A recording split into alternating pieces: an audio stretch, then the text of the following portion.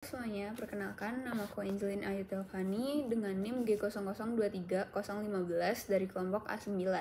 Pada kesempatan kali ini saya akan menjelaskan mengenai rotator cuff. Jadi, rotator cuff ini merupakan otot-otot atau muskulus-muskulus dan tendon yang berada mengelilingi daerah pundak.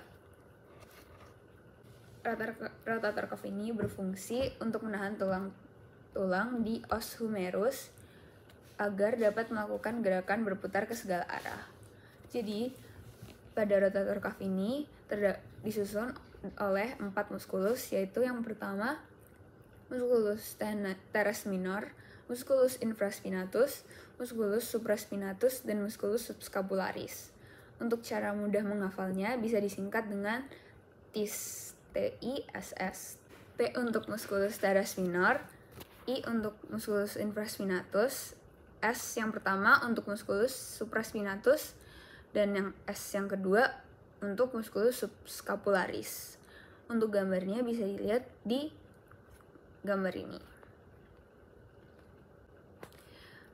Untuk origo dan insersio pada muskulus-muskulus yang menyusun rotator cuff ini ada musculus teres minor, origonya berada di margo axillaris scapulae, insersionya di tuberculum majus humeri, inervasinya oleh nervus axillaris. Untuk musculus infraspinatus, origonya berada di fossa infraspinata, yang insersionya di tuberculum majus humeri dan diinervasi oleh nervus suprascapularis. Untuk musculus supraspinatus, origonya berada di fossa supraspinata, insersionya berada di tuberculum majus humeri, inervasinya oleh nervus suprascapularis. Untuk musculus subscapularis, origonya berada di fossa subscapularis, insersionya berada di tuberculum minus humeri. Jadi, musculus subscapularis ini insersionya berbeda sendiri dari keempat muskulus yang menyusun rotator cuff. Dia di tuberculum minus humeri, sedangkan yang lain di tuberculum majus humeri.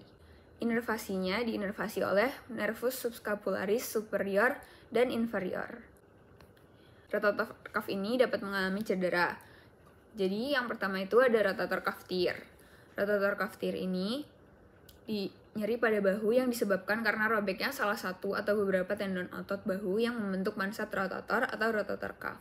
Untuk gambarnya bisa dilihat di sini ada tendon yang robek.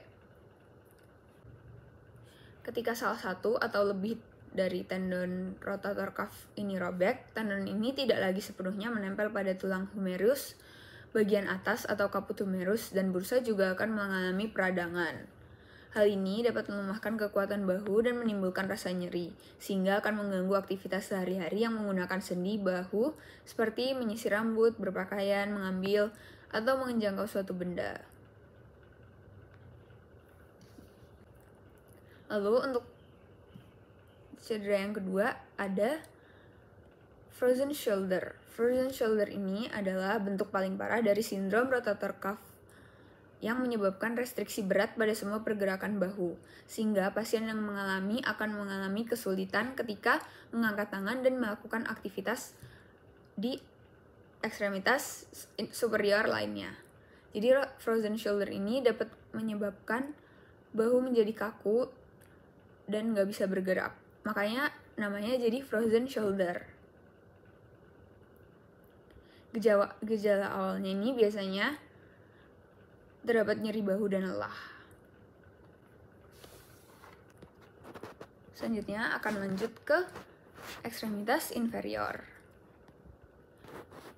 Pada ekstremitas inferior ini kita dapat melakukan olahraga yang namanya squat. Nah, untuk otot-ototnya atau muskulus-muskulusnya apa aja sih yang terlibat dan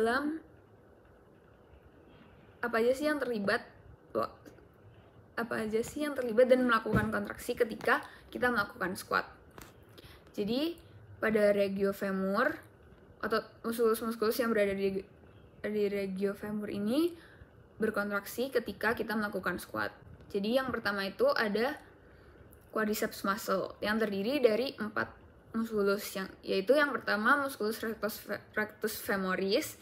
Muskulus ini diinervasi oleh nervus femoralis.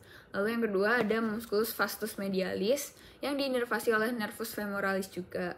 Yang ketiga ada musculus vastus intermedius yang diinervasi oleh nervus femoralis. Dan yang keempat ada musculus vastus lateralis yang juga diinervasi oleh nervus femoralis. Jadi semua yang menyusun quadriceps muscle ini diinervasi oleh nervus femoralis. Untuk gambarnya ada di sini. Lalu untuk muskulus selanjutnya yang ikut berkontraksi saat kita melakukan squat itu ada musculus gluteus maximus diinervasi oleh nervus gluteus inferni. Ada musculus adductor magnus diinervasi oleh nervus obturatorius dan nervus ischiadicus. Yang ketiga ada musculus gastrocnemius yang diinervasi oleh nervus tibialis. Dan yang terakhir ada musculus soleus yang diinervasi oleh nervus tibialis. Nah, untuk selanjutnya ada juga hamstring muscles yang ikut juga dalam berkontraksi saat kita melakukan squat.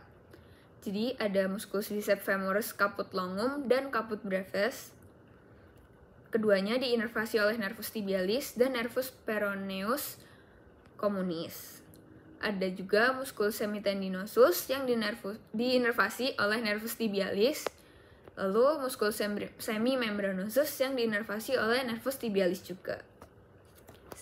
Untuk gambarnya bisa dilihat di sebelah sini. Sekian penjelasan dari saya. Maaf apabila ada salah dalam perkataan. Terima kasih.